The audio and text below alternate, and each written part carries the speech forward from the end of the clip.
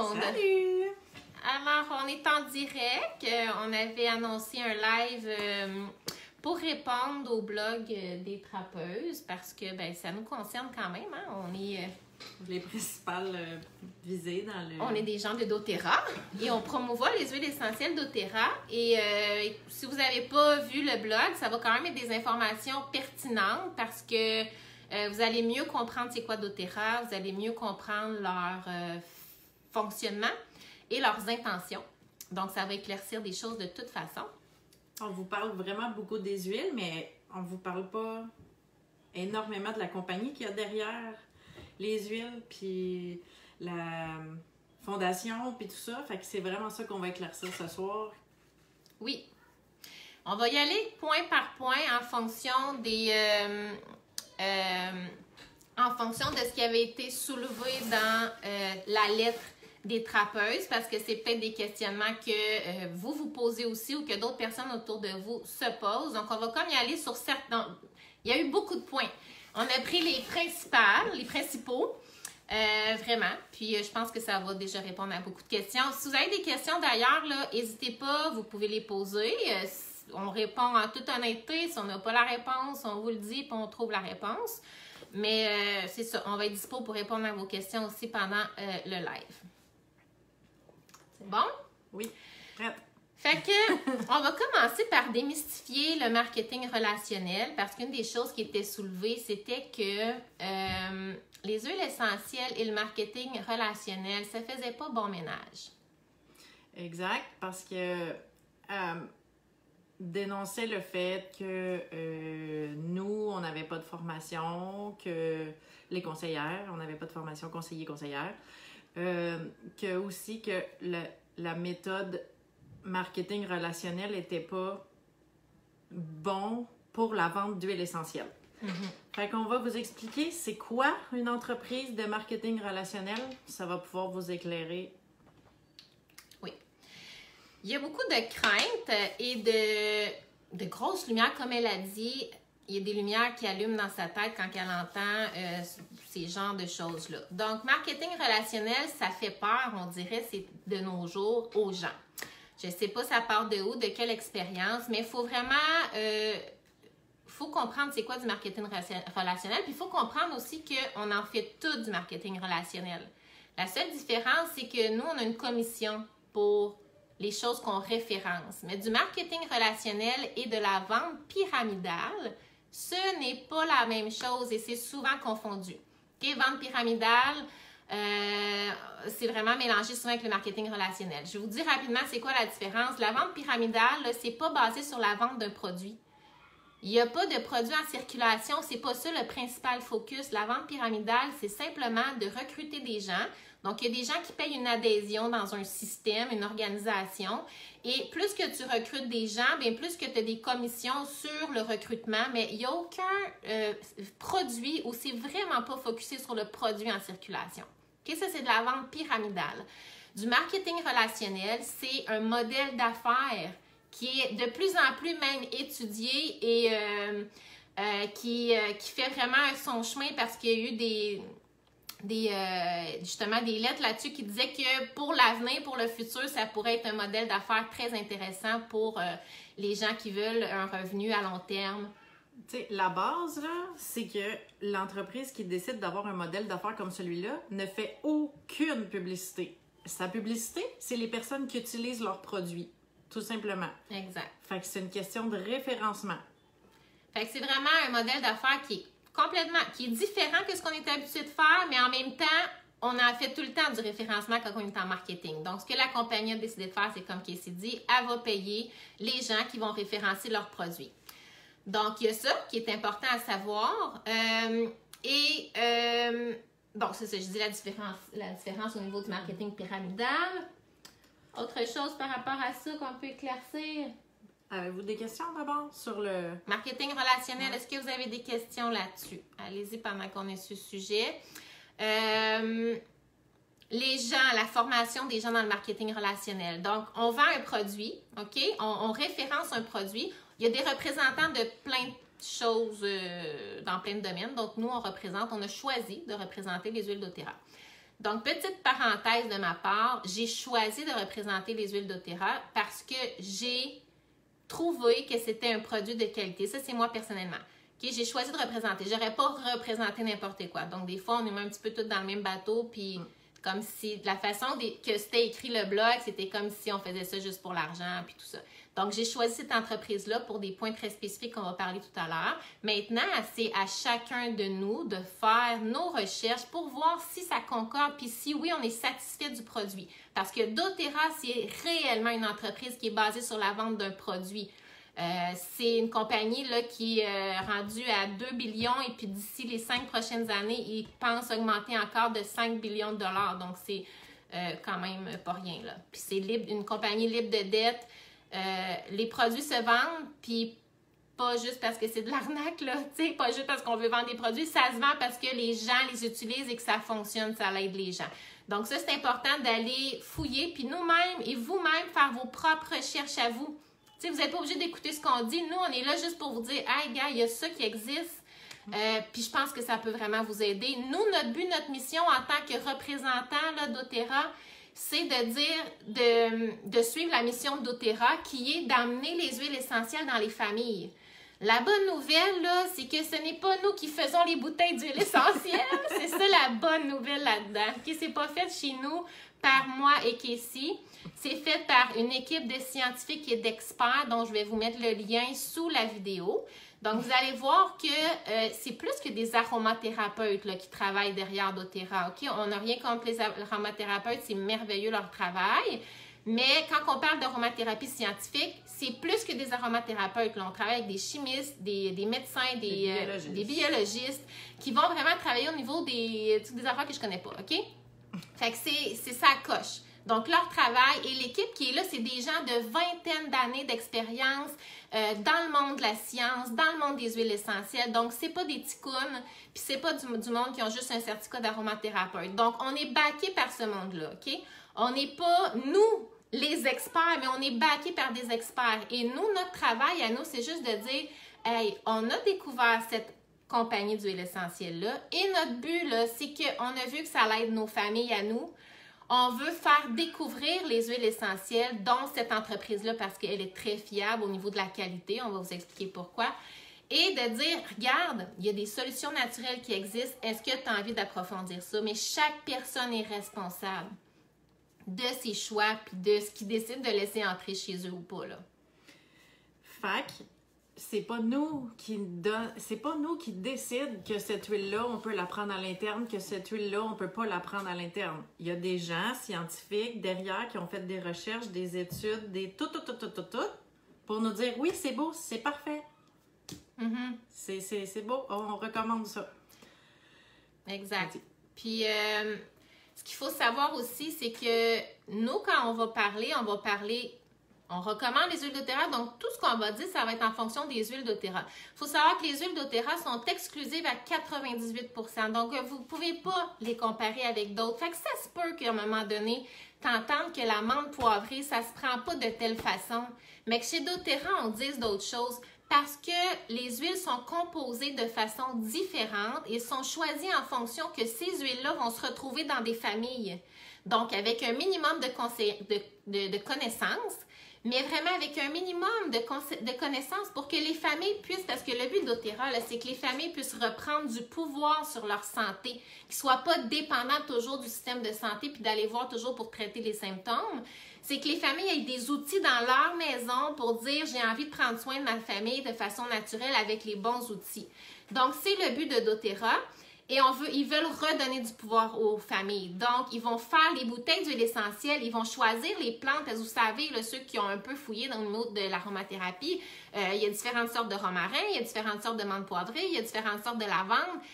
Quand on parle des huiles doTERRA, là, ça a été pensé par des chimistes, des biologiques, des scientifiques pour que ça se retrouve sur une tablette d'une famille sans qu'au premier contact, quelqu'un meure. T'sais? On comprend? Mis à part ça, il y a quand même des règles de précaution qu'on donne dans nos ateliers. Une dilution par rapport à l'âge, au bébé, prise à l'interne. Il y a des recommandations. Okay, on ne rentrera pas là-dedans, c'est pas le sujet, là. Mais il y a quand même des recommandations de base, sauf qu'il faut savoir que les huiles doTERRA sont exclusives à 98%. Puis Marie-Ève, elle vient de soulever un point. Oui, on n'a pas de formation, on n'est pas aromathérapeute, mais si moi, je m'en vais dans une boutique de produits naturels, puis que je m'en vais m'acheter une bouteille d'huile, la vendeuse qui est dans la petite boutique n'est pas forcément aromathérapeute elle non plus, puis elle peut très bien me donner elle aussi des mauvais conseils, là. Ça va de tous les côtés. Fait que l'important de choisir sa conseillère aussi. C'est important d'avoir confiance en la personne, puis de toute façon, d'aller revérifier, de faire tes recherches à toi, de prendre le contrôle sur ce que toi, tu veux faire. Elle parlait d'un cas dans l'article qu'il y a une infirmière qui a conseillé des huiles essentielles doTERRA à l'interne sur son bébé non dilué. Ben moi, c'est là que la lumière rouge aura allumé peut-être, avant même que j'y en donne. OK? Fait que non, tu sais, comme elle dit, on rentrera pas là-dedans, sauf que faites attention sur qui est-ce qui vous donne les conseils. Exact. Donc, deuxième point, c'était justement, elle soulevait des points par rapport à la vente d'huile essentielle.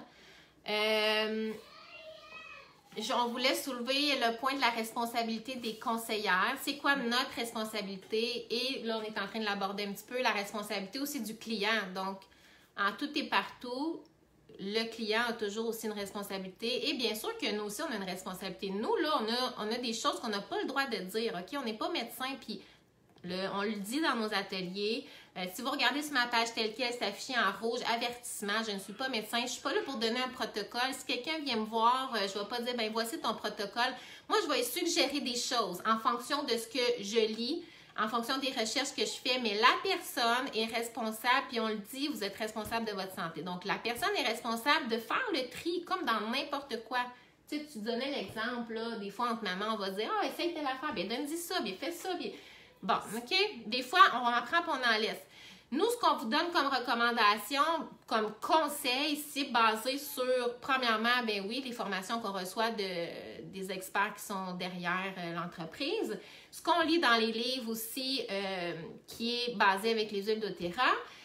Et on vous remet après ça entre vos mains. C'est comme quand moi, j'allais voir, j'ai choisi d'accoucher avec une sage-femme, OK?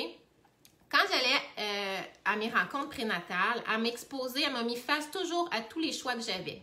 Contrairement à si j'ai arrêté, mettons, à l'hôpital, bien, ça aurait été par défaut, exemple, mon test de glycémie, mon test de, tu sais, la piqûre de la vitamine K ou je sais pas trop quoi, là, toutes les patentes qu'ils donnent aux bébés. La différence, c'est qu'ils redonnent le pouvoir aux familles, les sages-femmes.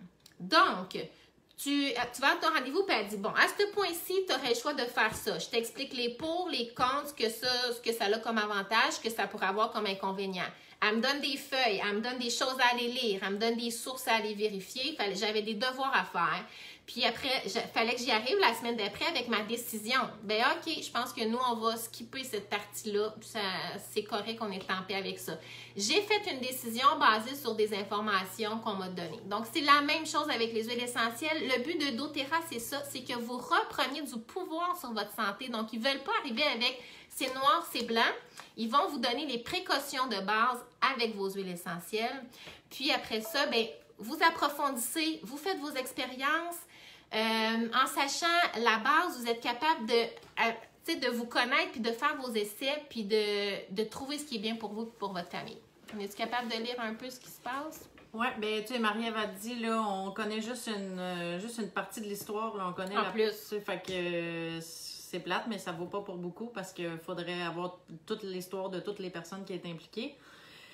On parle de l'histoire avec l'infirmière qui a conseillé des huiles essentielles à l'interne. Bon. Bien sûr, ça se fait pas. Oui, je sais pas c'est quoi l'histoire au complet, puis dans une histoire, il y a toujours deux parties. OK? Fait que là, on en a juste une. Mais si c'est le cas, ça se fait pas. OK? Des huiles essentielles à l'interne d'un bébé. Il y a des choses qui arrivent dans la vie, puis c'est ça. Voilà. Steph, qu'est-ce qu'elle nous dit? Des personnes incompétentes, il y en a partout.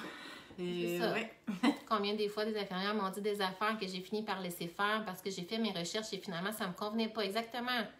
On peut reprendre le pouvoir sur notre santé puis prendre nos décisions. Je pense qu'on aime les huiles essentielles, on se renseigne, on lit des ouvrages reconnus, on applique les recommandations basées sur ces livres. Oui, puis on gagne confiance graduellement. Ouais. Commencez toujours petit, on le dit dans nos ateliers. Une goutte à la fois, c'est très puissant. Puis, comme elle disait elle-même dans la lettre des trappeuses, que c'est des solutions naturelles, mais qui peuvent avoir, bien, elle a dit que ça peut être très dangereux. OK? Mais oui, c'est sûr. C'est des solutions naturelles et effectivement, c'est pas à prendre n'importe comment, mais il y a une confiance qui se gagne. Et puis, je vous dirais honnêtement, la chose la plus importante, là, soyez certain de la qualité d'huile essentielle que vous utilisez. Puis, voilà, on a fait nos choix, mais vous n'êtes pas obligé de faire le même choix que nous, mais soyez certain de la qualité d'huile essentielle que vous utilisez. C'est ce qui est le plus important. Et c'est ce qui fait qu'il y a beaucoup d'aromathérapeutes qui sont un petit peu liés parce qu'un aromathérapeute doit conseiller les gens sans savoir quelle qualité d'huile essentielle la personne va aller s'acheter. Donc, c'est très difficile de conseiller quelqu'un de cette façon-là. Il faut que la personne, à ce moment-là, elle mette beaucoup plus de garde, plus de précautions, parce qu'en sachant qu'une huile essentielle rentre en combien de temps là, dans le corps, en 20 secondes, ça rentre dans ton sang, puis en 2 minutes, ça fait le tour de toutes les cellules de ton corps. Fait que s'il y a des cochonneries dans ton huile essentielle, ben ça vient de rentrer partout dans ton corps et ça traverse la barrière du cerveau aussi, ce que les médicaments ne font pas. Donc, tu veux quand même pas que n'importe quoi passe là. Donc, c'est la chose la plus importante. Si ça vous intéresse, je vais vous mettre le lien d'une vidéo que j'ai faite dans laquelle il n'y a pas mention de doTERRA, c'est vraiment les points par point que j'ai repris d'un expert qui dit comment s'assurer que sa qualité d'huile, comment s'assurer de choisir une bonne qualité d'huile essentielle. Vous aurez l'écouter. Je vais vous le mettre en dessous. Parlons-en donc du CPTG. J'aime ça! Parce que elle a comme démoli là, la certification CPTG que doTERRA a sur ses huiles essentielles. Qui a dit que ça vaut rien, que c'est rien parce que c'est une certification donnée par lui-même. Donc, il se certifie lui-même que c'est une bonne huile. On va vous en parler plus de cette certification-là. Puis c'est quoi? Qu'est-ce qu'elle veut dire? OK. Certification, c'est ça. Il faut savoir que dans le monde de l'aromathérapie, il n'en existe pas de normes et de règlements gouvernemental, là, je sais pas trop, là. Il n'y a pas une norme pour tout le monde. C'est-à-dire, n'importe qui peut vendre n'importe quoi. Il n'y a pas rien, personne ne vérifie rien. OK? Donc, ça, c'est quand même un danger qu'il faut prendre en compte.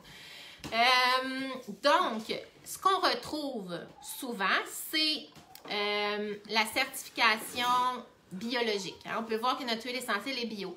Là, il y a du monde qui sont là. Dites-moi donc ce que ça veut dire biologique. J'aime ça, ce sujet-là. Je suis tout emballée.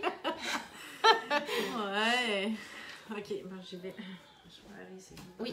Quelqu'un qui veut me dire qu'est-ce que ça veut dire biologique?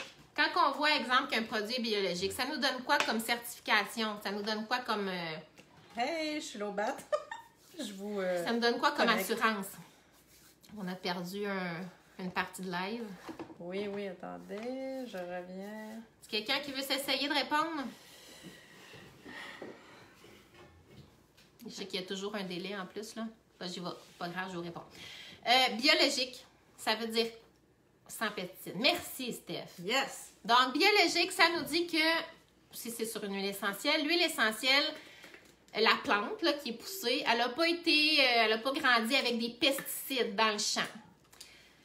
Est-ce que ça veut dire que l'huile est thérapeutique? Non.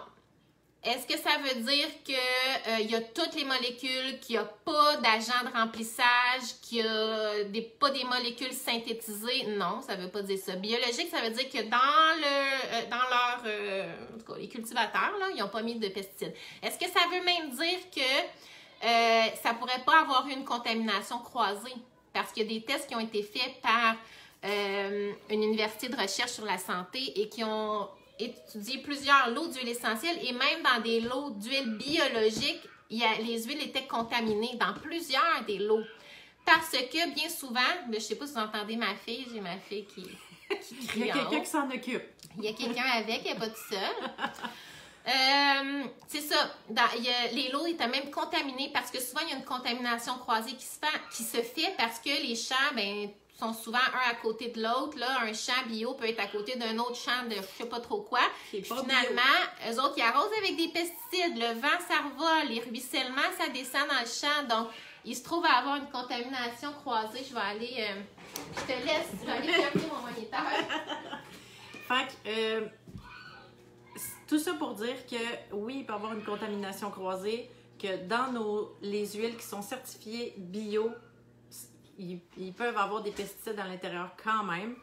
Puis quand on dit qu'une huile est bio, en fait, c'est pas l'huile en soi qui est bio, c'est la plante qu'ils ont pris. Fait qu'on en parlait tantôt, là, on peut remplir notre bouteille d'un paquet d'affaires, mais certifier qu'elle est bio, mais qu'elle soit altérée de plusieurs cochonneries qu'on veut pas, là.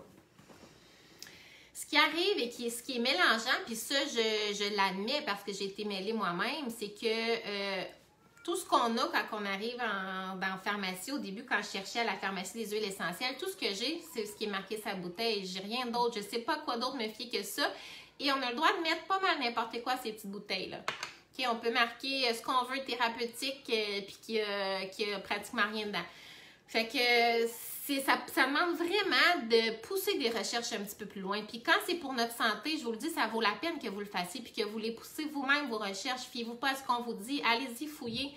C'est plate, ça prend du temps, mais après ça, quand on l'utilise, on a la conscience claire puis on sait qu'on a quelque chose de bon. Donc, la certification CPTG, comme il n'y avait rien il n'y avait pas de normes, doTERRA, qui est le leader mondial dans le monde des huiles essentielles maintenant, a mis sur pied une certification qui était l'équivalent de ce qu'il voulait, dans le sens que c'était pas juste biologique qu'il voulait, ça prenait plus que de savoir qu'il n'y a pas de pesticides dedans. Il faut s'assurer qu'il n'est pas contaminé, qu'il n'y a pas d'agent de remplissage, que la plante, elle a toutes les molécules thérapeutiques, parce que moi, je peux faire pousser de la lavande dans ma cour, mais elle n'aura rien à voir avec la lavande qu'on va trouver en Bulgarie, par exemple, ou en Provence, OK? Les plantes vont dégager, vont être beaucoup plus... mieux composés en molécules thérapeutiques s'ils sont pris dans leur sol d'origine. Donc, il y avait des critères très spécifiques qui devaient être respectés et pour ça, ils se sont créés une certification comme il n'y en existait pas. Et puis, si on revient avec, exemple, la certification d'Écocert, des grosses certifications comme ça, à un moment donné, il a fallu que quelqu'un la crée, la certification, parce qu'il n'en existait pas. Fait qu'on est là dans le monde des huiles essentielles. Ça fait longtemps que ça existe, ça fait des milliers d'années, mais là, on est rendu où ce que doTERRA amène un mouvement. C'est vraiment plus que juste une petite affaire. C'est un mouvement au niveau de la santé. Ils sont en train de créer des cliniques. Il y a des médecins qui joignent à eux, qui quittent leur poste là, de 20 ans d'expérience dans le monde de la santé pour aller se joindre à ce mouvement-là parce que ils ont envie de redonner pouvoir aux gens, d'éduquer les gens plutôt que juste traiter des symptômes après coup. Donc, c'est vraiment un mouvement qui est en train de se passer, puis doTERRA est à la tête de ce mouvement-là. Depuis que doTERRA a été mis sur pied, là, les recherches au niveau des huiles essentielles ont augmenté de 400 %. Ils multiplient les recherches dans le domaine des huiles essentielles pour vraiment faire avancer la science, puis c'est hot, là. C'est hot, tu sais, fait que voilà. Certification CPTG, elle était primordiale et elle était super importante parce que sinon, on n'avait pas on n'avait rien qui nous confirmait que notre huile était pure.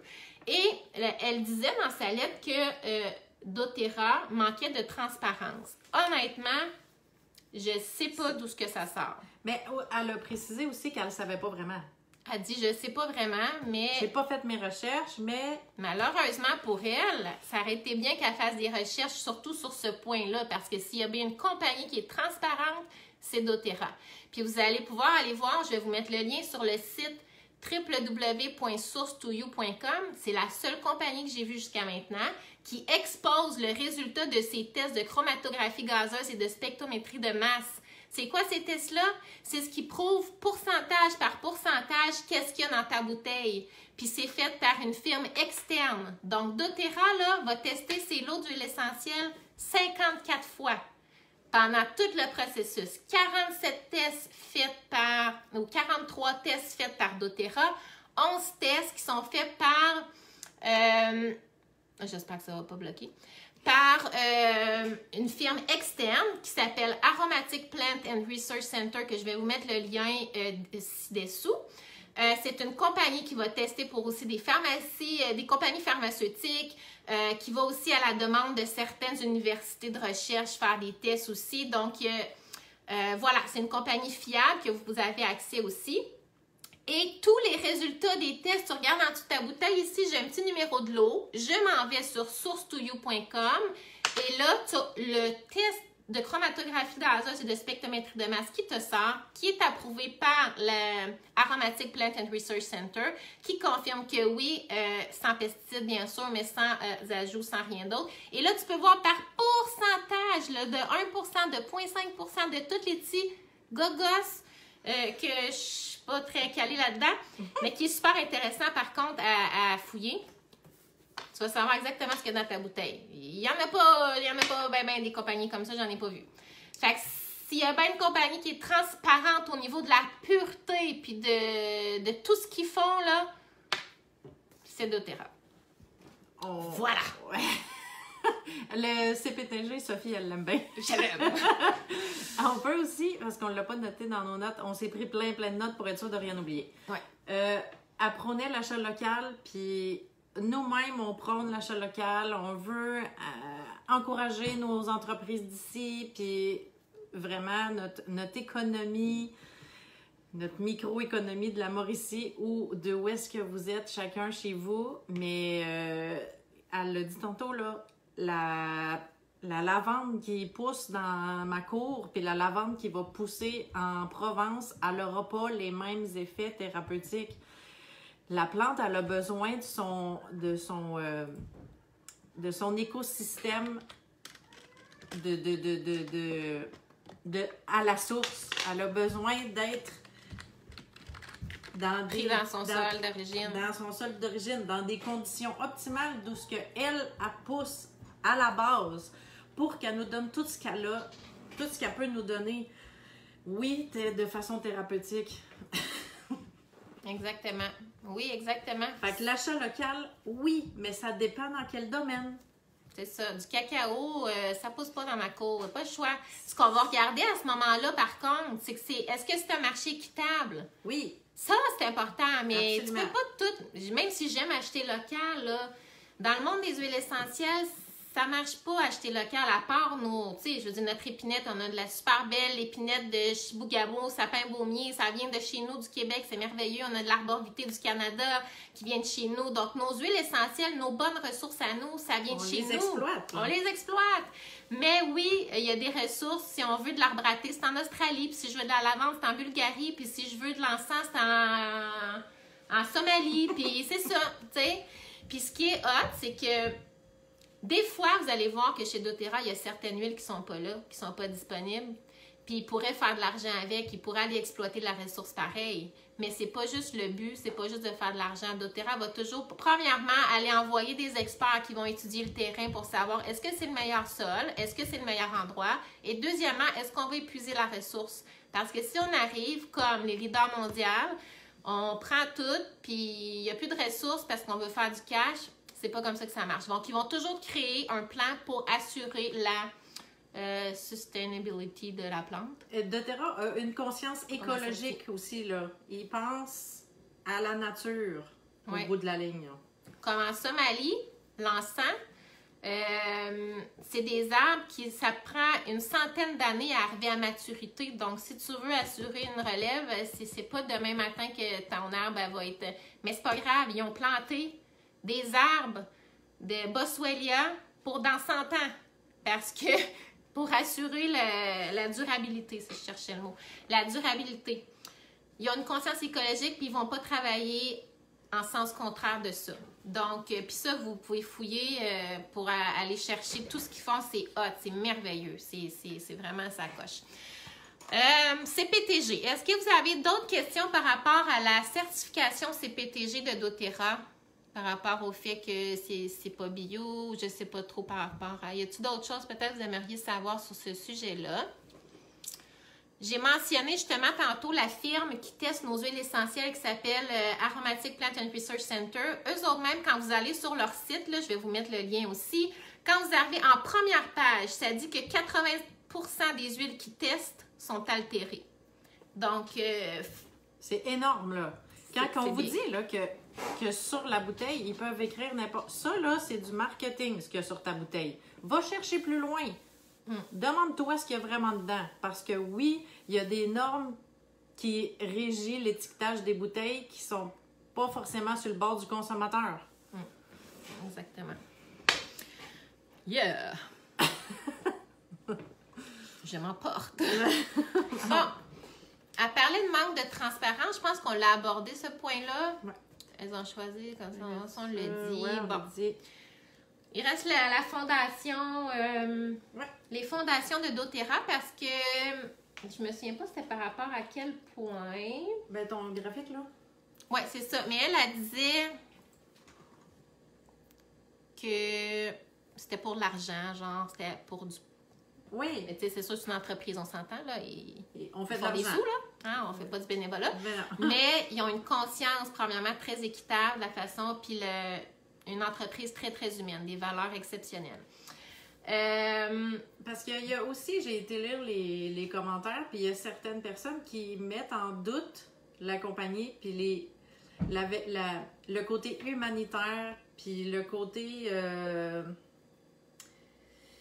que les cultivateurs et tu sais, eux là, les cultivateurs, c'est-tu merveilleux parce qu'ils ont repris le pouvoir sur eux, leur vie, leur terre, leur métier, ils font de l'argent puis ils sont contents eux parce que doTERRA, ce qu'ils vont faire, c'est qu'ils vont pas aller acheter la terre puis envoyer les cultivateurs ailleurs. Ils vont travailler avec eux puis ils vont être là avec eux. C'est ça que doTERRA font. Ils ont une conscience, oui, écologique, ils ont une conscience humaine. Oui. Puis, ils vont aller... En fait, la façon dont doTERRA travaille, c'est beaucoup plus compliqué que la façon traditionnelle d'aller se procurer des huiles essentielles. Normalement, comment ça fonctionne dans le monde des huiles essentielles, c'est que le cultivateur est vraiment sous-payé. Il revend à des middlemen qui se passent de chaîne. Et en fait, il y a plusieurs middlemen qui se passent, qui se revendent les huiles. Pendant ce temps-là, l'huile n'est pas testée. Ensuite de ça, c'est revendu quand ça arrive au bout de la chaîne. C'est revendu dans des pays comme le Yémen et tout ça. Là. Puis après ça, les grosses compagnies vont acheter tout de la même place. Tout ce qu'ils vont faire, c'est mettre une petite étiquette dessus. La leur. C'est tout. OK? Oui, il y a des compagnies ici qui font leurs huiles essentielles aussi.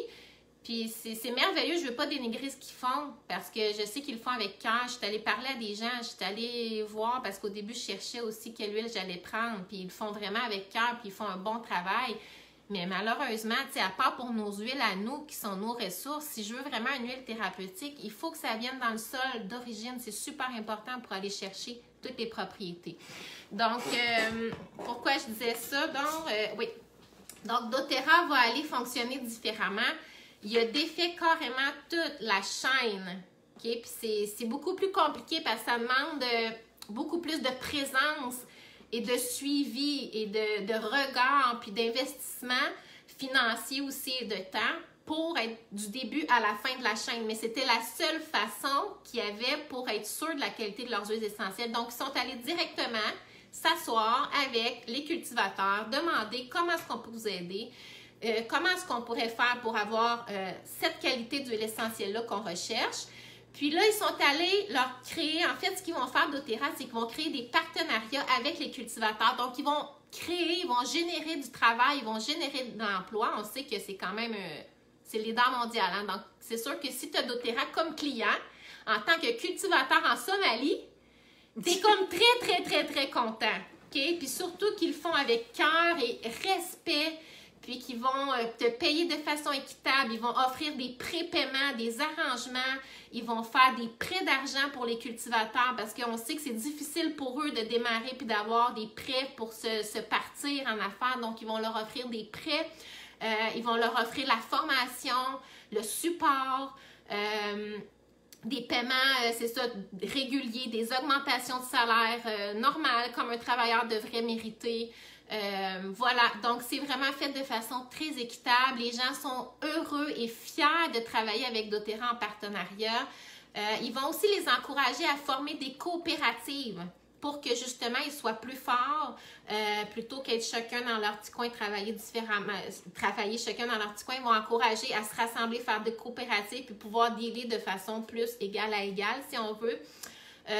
Ils vont travailler toujours, comme on l'a dit tout à l'heure, comme étant des bons intendants de l'environnement.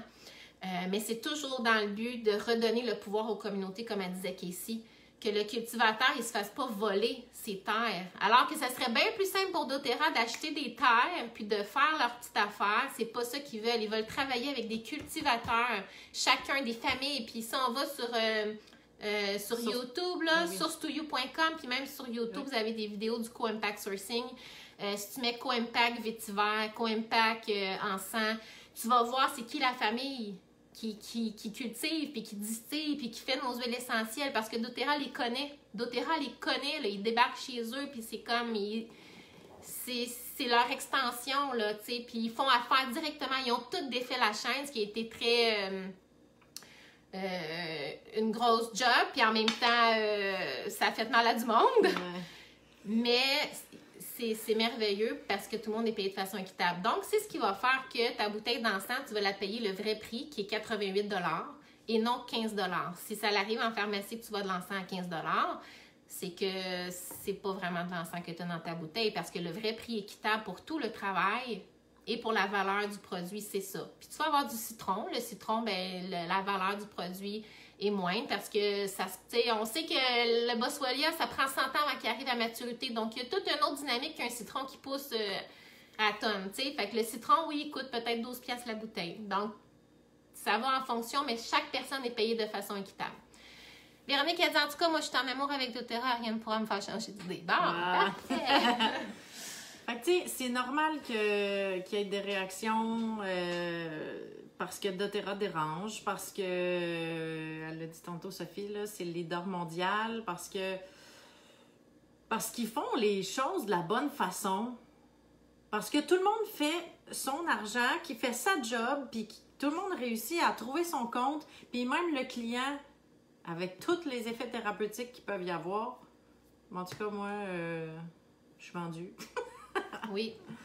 Fait que j'espère qu'on a répondu. En tout cas, on a pris les principaux points dénoncés dans l'article.